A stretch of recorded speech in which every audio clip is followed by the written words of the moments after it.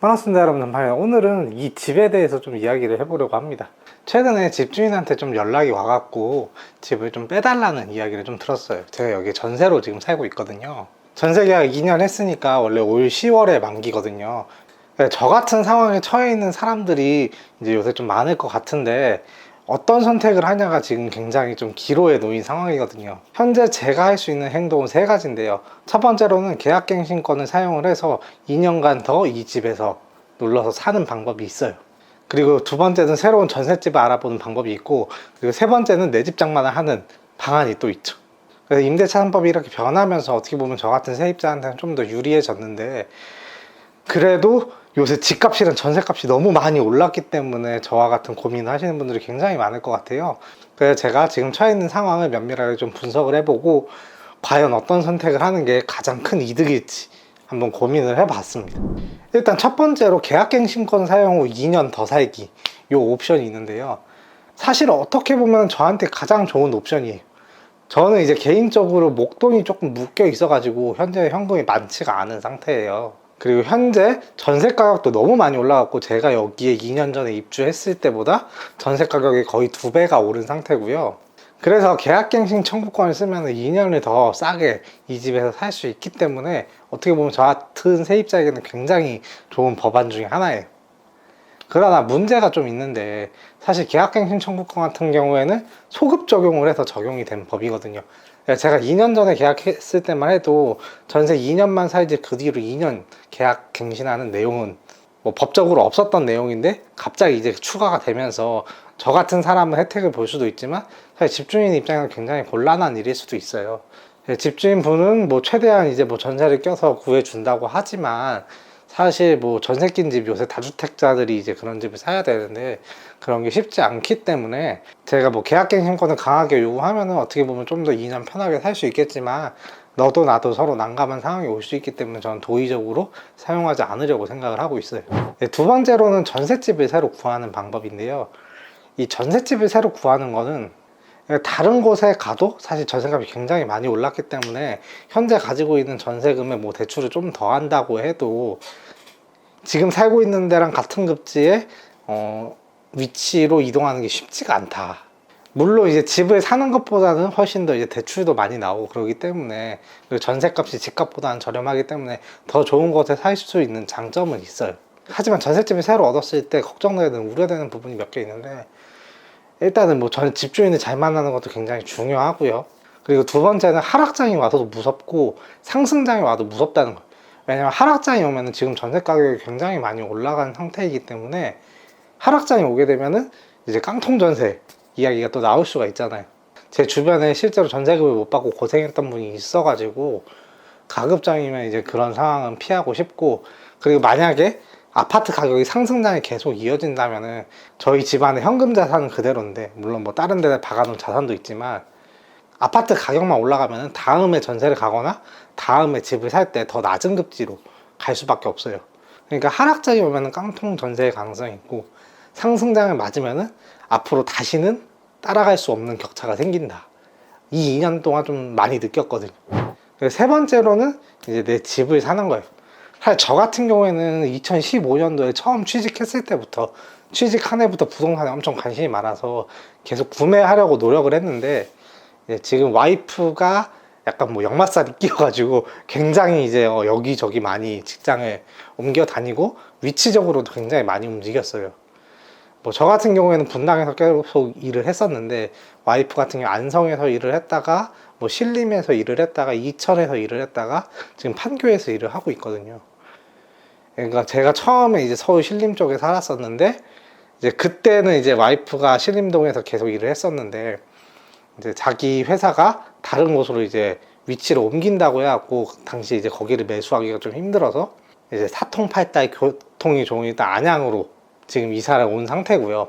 이제 안양에서 이제 와이프가 이천으로 이제 좀 직장을 바꿨을 때, 사실 이천에 있는 마장지구에 집을 하나 살려고 했는데, 막 살라고 알아보는 찰나에 또 이제 판교로 옮겨가지고, 안양에서 판교까지는 조금 왔다 갔다 할 만하니까, 그래가지고 조금 뭐 부득이하게 이제 주거 지역이 명확하게 정해지지 않다 보니까 약간 전세를 좀 오래 살게 됐어요. 근데 여러분들도 아시겠지만 이제 집값이 뭐 몇 년 동안 가파르게 지금 올라왔잖아요. 제가 사는 이 집도 들어올 때 3억이었는데 지금 6억이거든요, 호가가. 전 그러면 전세는 상승장도 하락장도 약간 좀 불안하니까 집을 사는 걸 고민을 해보면은, 집을 사려고 고민하는 저 같은 무주택자들이 가장 고민하는 게 지금 집값이 너무 많이 오른 게 아니냐, 상투를 잡는 게 아니냐라는 걱정을 가장 많이 하실 것 같아요. 저도 그런 걱정을 많이 하고 있고요. 그래서 제가 집을 구매하는데 가장 중요하게 좀 보는 거는 과연 앞으로 제가 2년 동안 더 살 집, 심지어 이제 2년 있다가 저는 또 이사를 가야 되거든요. 그래서 저 같은 무주택자들이 집을 살지 말지 결정하는 거는 결국 앞으로의 이 주택시장의 가격이 계속 상승하는가 아니면 떨어지는가, 이거에 따라서 결정을 할 수 있을 거잖아요. 그래서 오늘 가장 심층적으로 좀 공부한 게 과연 앞으로 주택시장은 올라갈까 떨어질까에 대한 주장들을 제가 좀 정리를 해봤어요. 일단 주택시장의 가격이 올라가는 가장 큰 요인은 통화 유동성 증가라고 다들 이야기를 하더라고요. 이거 우리나라뿐만 아니라 전 세계적으로 통화 유동성이 증가를 해서 부동산 가격이 엄청나게 올랐어요. 그러면은 왜 이 통화의 유동성이 증가되냐, 이 통화 유동성은 뭐냐라고 이야기를 하면은 말 그대로 미국에서 돈을 찍어내는 거예요. 근데 이 미국에서 왜 돈을 찍어낼까요? 현재 팬데믹이 벌어졌잖아요. 이런 위기 상황이 오면 사람들 소비가 줄어들고 물건을 사지 않으니까 뭐 자영업자들이나 기업들이 망하게 되고, 그리고 그 밑에 딸려있던 이제 직원들이 잘리고 시장 경제가 돈이 돌지 않으니까 마비가 되잖아요. 돈이 돌지 않고 물건을 사지 않으면 물가가 계속 떨어지게 되고, 내일이면은 오늘보다 더 싼 가격에 물건을 살 수 있는데 누가 물건을 사겠어요? 더 소비를 안 하게 되죠. 그래서 이 현대 경제 사회에서는 디플레이션을 굉장히 우려한다고 하더라고요. 그래서 팬데믹 이후로 이 시장 경제가 디플레 상황에 빠지지 않도록 미국의 연준에서 돈을 막 찍어내서 사람들한테 뿌리기 시작한 거예요.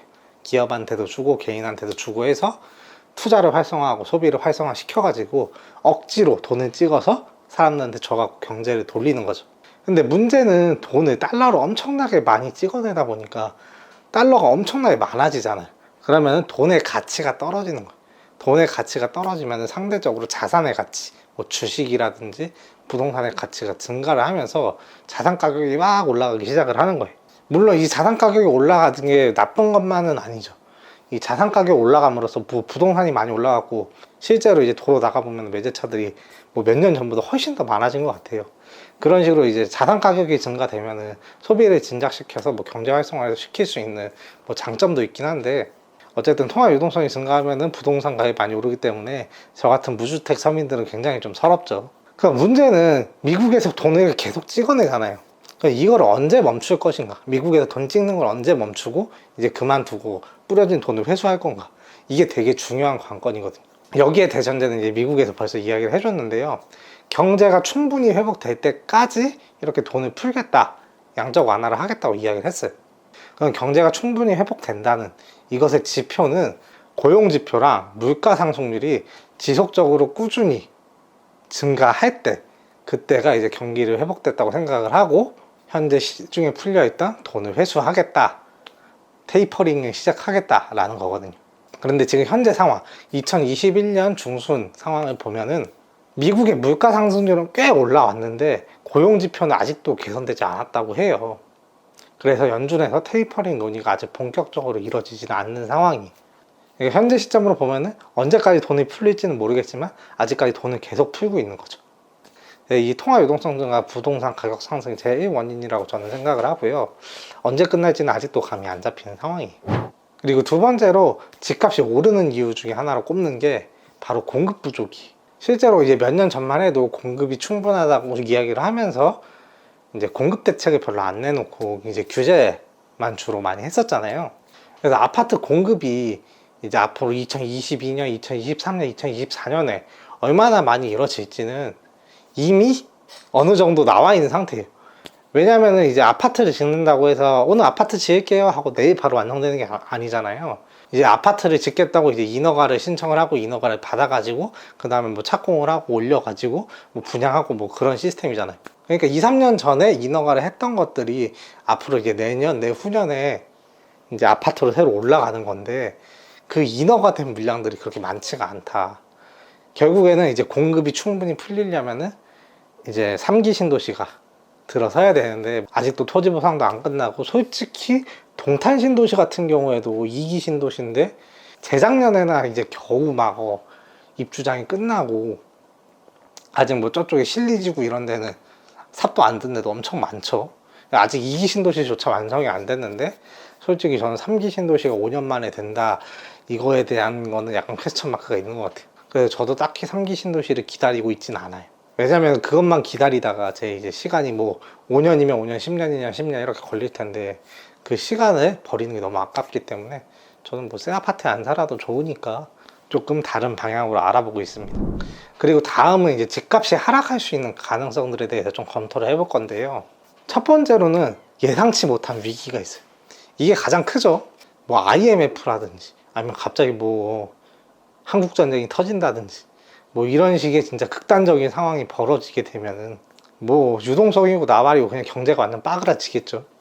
사실 그런 경우에는 뭐 부동산 가격뿐만 아니라 내 목숨조차 담보할 수 없는, 가정경제조차 담보할 수 없는 그런 상황이 올 수도 있기 때문에, 사실 이 부분은 뭐 사람이 예측할 수가 없는 부분이기 때문에 약간 배제를 하고 이야기를 해야 될 것 같아요. 그리고 두 번째로는 아까 말했던 테이퍼링이에요.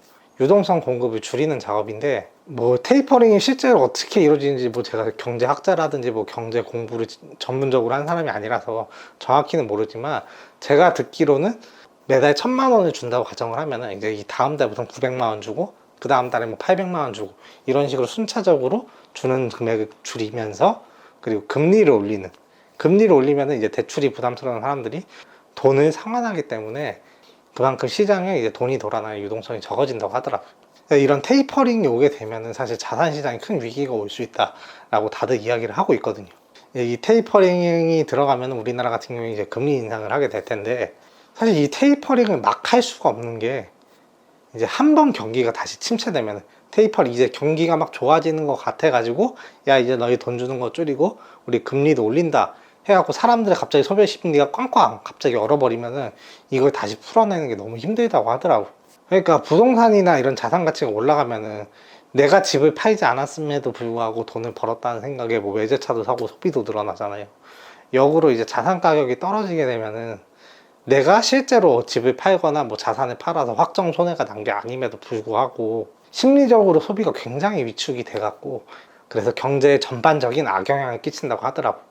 그래서 미국에서도 테이퍼링은 빨리빨리 종료하지 않는 게, 충분하게 경제가 성장하고 충분하게 고용지표가 올라가고 이제 뭐 금리를 올려도 이런 시장에 돌아가는 게 타격이 없을 때까지 기다리는 것 같아요.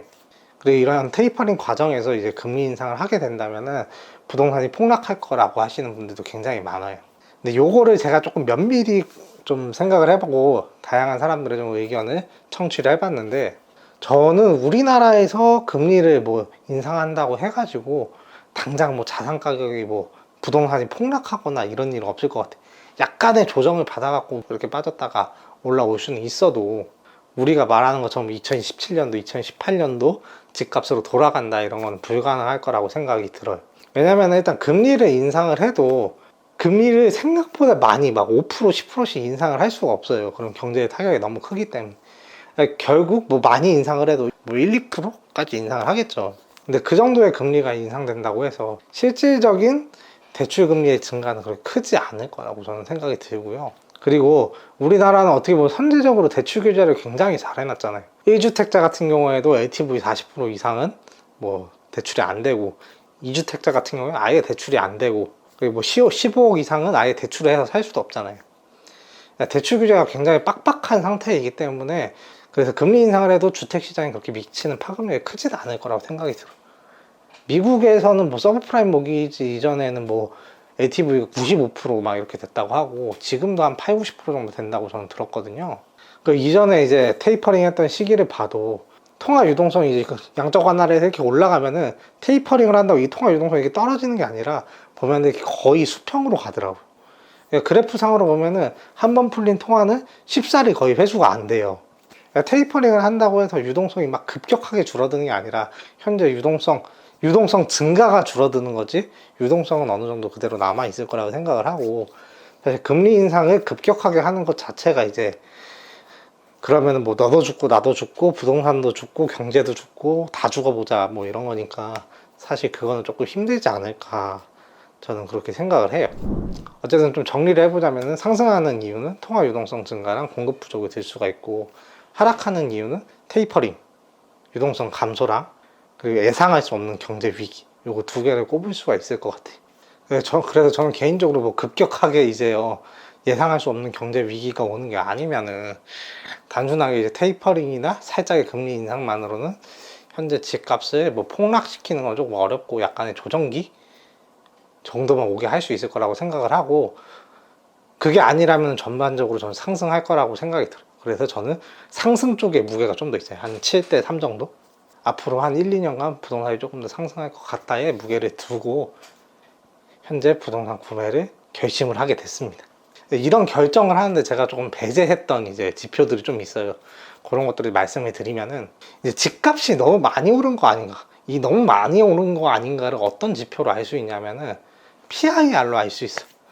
그러니까 내 수입 대비해서 집값이 얼마나 비싼지에 대한 지표예요. 근데 사실 이 PIR 지표를 보면은 지금 역대 최고예요. 사람들이 버는 돈에 비해서 집값이 너무 높은 거죠. 역대 최고로.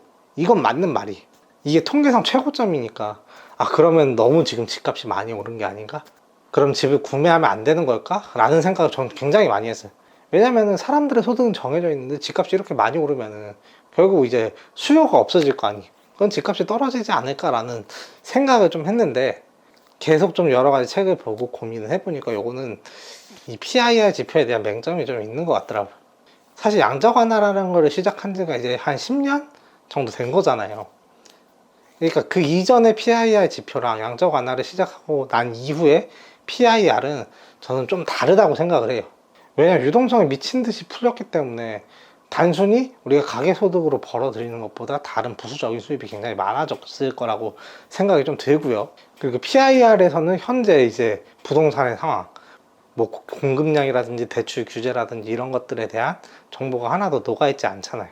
그러니까 PIR이라는 결국 현재 임금과 집값만 놓고 단순하게 비교를 한 거예요. 그러니까 이 PIR이라는 지표가 집값에 직접적으로 영향을 주는 지표는 아니잖아요. 만약에 PIR이라는 지표가 통화 유동성 지표랑 이렇게 보정이 돼가지고 통화 유동성을 보정한 PIR 지표가 있다면은 저는 상당히 유의미하다고 생각이 좀 들 텐데, 사실 그런 지표는 제가 뭐 찾아보지는 못해가지고, 사실 집값에 직접적으로 영향을 주는 지표들만 가지고 주택 구매를 결심을 하게 됐습니다. 그럼에도 불구하고, 집을 살려고 결심했음에도 불구하고 걱정되는 게 있어요. 뭐냐, 상투 잡으면 어떡하지?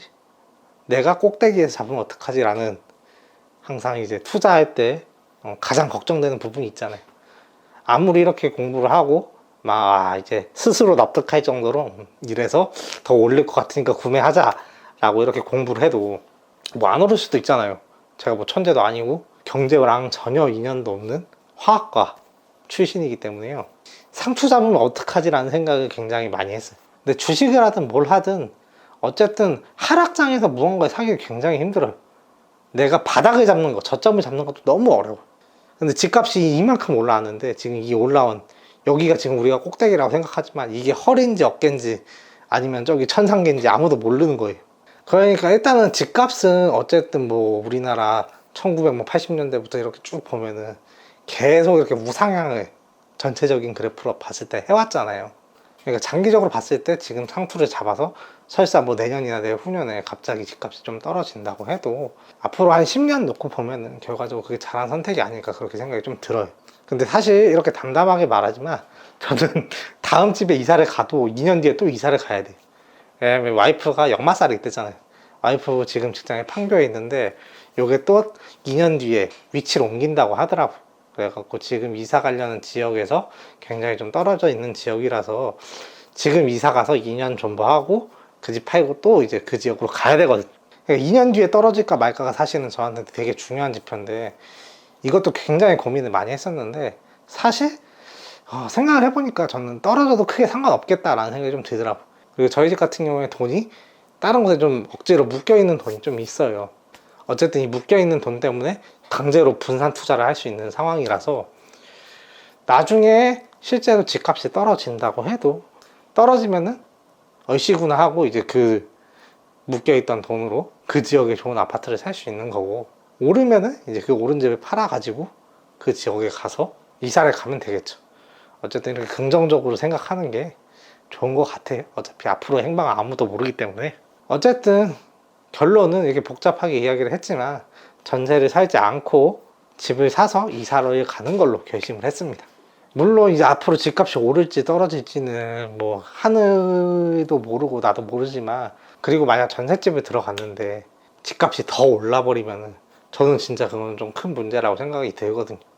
앞으로 인플레를 더 이상 따라갈 수 없는 상황이 되잖아요. 뭐 벼락거지라는 말 신조어도 많이 생기고요. 그래서 어쨌든 2년간 살 집을 무리하지 않는 선에서 대출을 해가지고 잘 구해볼 생각이고요. 물론 지금 사는 지역보다는 훨씬 더 좀 낙후된 지역에 가서 살게 되겠지만, 사실 뭐 쿠팡만 되면은 크게 상관없어요. 쿠팡하고 인터넷만 되면 뭐 집 밖을 안 나가는데. 어쨌든 이런 부동산 불장 시기에 저처럼 무주택으로 주택을 고민해 보시는 분들은 이런 의견도 있으니까 어쨌든 본인의 주택 계획에 좀 참고해 주시기 바라고, 어쨌든 오늘의 영상 여기까지고요. 갑자기 이제 나가라고 하니까 굉장히 씁쓸하기도 한데, 뭐 좋은 기회라고 생각을 하고 이 기회를 잘 살려서 자산을 한번 구매해보는 그런 좋은 경험을 해보도록 하겠습니다. 어쨌든 앞으로는 어떻게 하면 좋은 아파트를 고를 수 있는지 제가 열심히 공부해갖고 여러분한테 공유 드리고 실제로 아파트 구매하는 것까지 영상을 한번 찍어보도록 하겠습니다. 유익하셨다면 구독과 좋아요 부탁드리고요. 감사합니다. 전파하면서 안녕.